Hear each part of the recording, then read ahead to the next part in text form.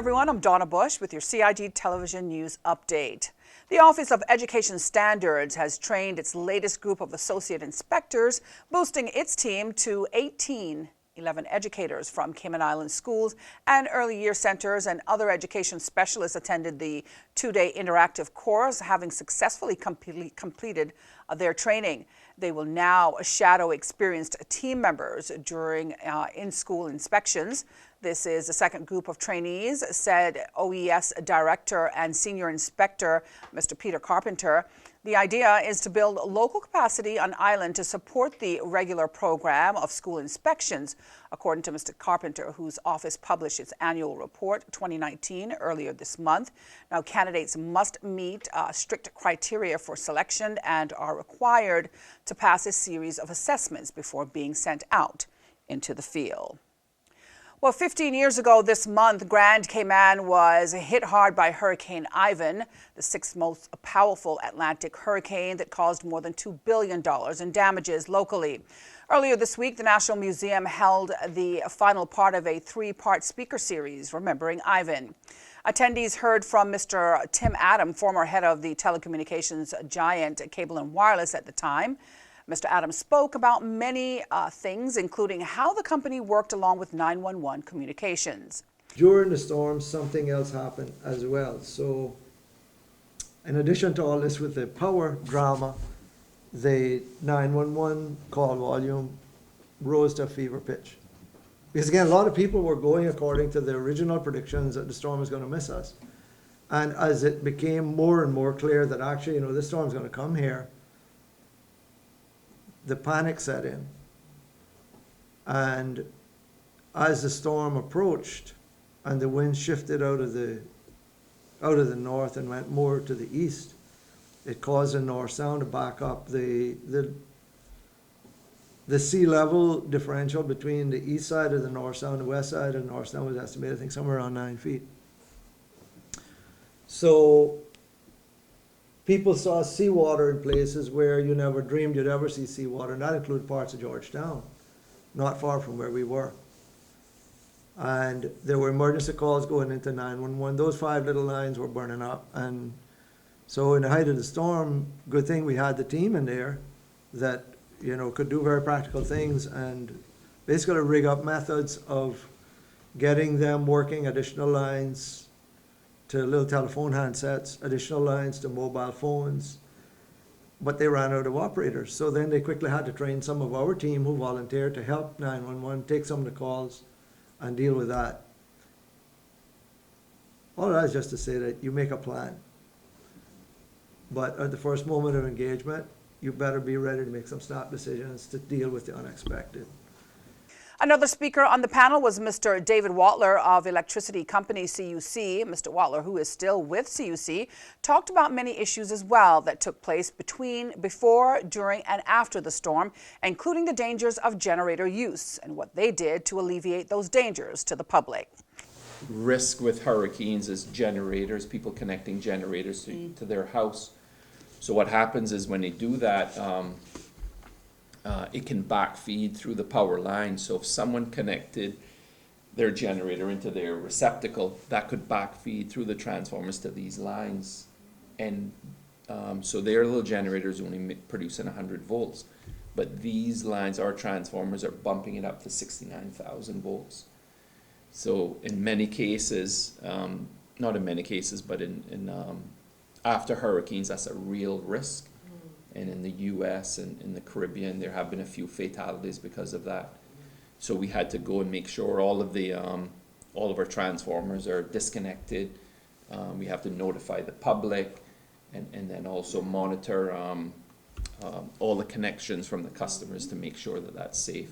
And stay tuned for details on when you can watch Part 3 of the Museum Speaker Series here on CIG Television.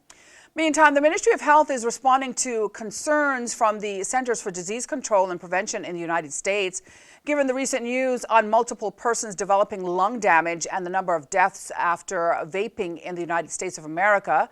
According to the CDC, the Ministry of Health is taking very seriously the concerns and risks that electronic nicotine delivery systems, most commonly known as vapes and e-cigarettes, have on one's health, in view of this. Now, the Ministry of Health is reviewing current legislation to protect members of the public from the potential fatal effects that have been seen in other jurisdictions, and to put in place intervention measures into the use of e-cigarettes by children, including adolescents. While the legislation is being reviewed locally, the Ministry of Health advises that all vape and e-cigarettes users, if they do not intend to stop smoking, to at the very least consider switching to non-flavored nicotine e-liquids or to a flavored variety that has been approved by the Medicines and Healthcare Products Regulatory Agency in the United Kingdom. Additionally, the Ministry of Health advises that children, including adolescents, should always be strongly discouraged from any use of nicotine in any form due to its highly addictive nature. Minister for Health, the Honourable Dwayne Seymour, says, quote, "The safeguarding of our children and adolescents is paramount to our future, and we must take steps to protect them from the use of an addictive chemical compound. Please join me and the Ministry of Health to discourage the use of e-cigarettes and smoking at every opportunity." End quote. Now we take a look at today's weather forecast for our area from the Cayman Islands National Weather Service. Moderate winds and slight seas are expected over the Cayman area for the next 24 hours due to the weak pressure gradient across the Northwest Caribbean that we've been telling you about all week. Earlier today, we had isolated showers, which are in association with an upper level trough over the Northwest Caribbean region. The tropical weather outlook from the National Hurricane Center in Miami says the center is issuing advisories on recently upgraded Hurricane Jerry, which is located several hundred miles east of the Leeward Islands, as well as Umberto, which is several hundred miles northeast of Bermuda. Of course, these systems are clear of the Cayman Islands area. Now, taking a look at our forecast as expected, we had partly cloudy skies with a 30% chance of showers early this morning. Winds were from the east to northeast, 10 to 15 knots. For anyone who went offshore today, they would have experienced seas with wave heights of 1 to 3 feet. Now, for additional weather information, you can visit the Weather Service's website, weather.gov.ky. The latest forecast can also be found on their Facebook page and on the Weather Radio dial 107.9 FM. Also, don't forget, you can download the National Weather Service's app, CINWS, to have the latest weather information available at your fingertips. And that's the latest from us here at CIG Television. Don't forget, you can see what's in our programming for the week by going online to gis.gov.ky. If you missed today's news update, you can go to the Cayman Islands Government Facebook page as well as the CIG Television YouTube channel. I'm Donna Bush, wishing you a wonderful and safe night and hoping you'll join me back here again tomorrow. Until then, bye-bye for now.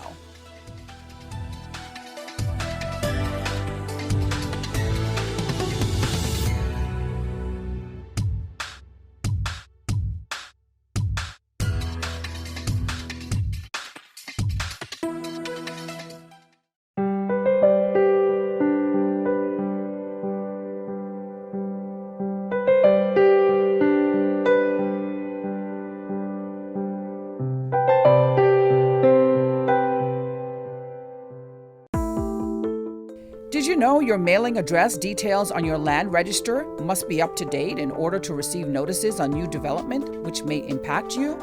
Visit Lands and Survey Department to check your mailing address is correct. The Esterly-Tibbetts Highway 3-lane roundabout is ready for drivers. It's time to make sure you know how to use it. First, know which exit you need to take. Pay attention to lane arrows and signs. Make sure you use your signal to change lanes or exit the roundabout. To turn left, you always approach in the left-hand lane and indicate left. To drive straight ahead, you need to be looking out for signs and road markings indicating which lane to use. Get in one of the lanes marked with a straight-through arrow. If turning right, you must use the right-hand lane and indicate accordingly. To use the roundabout safely, remember these 3 tips.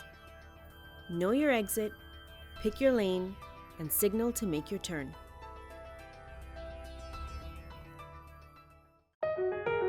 Did you know that planning permission is required for a shed? Did you know you should check with the department as a planning and permit application may be required?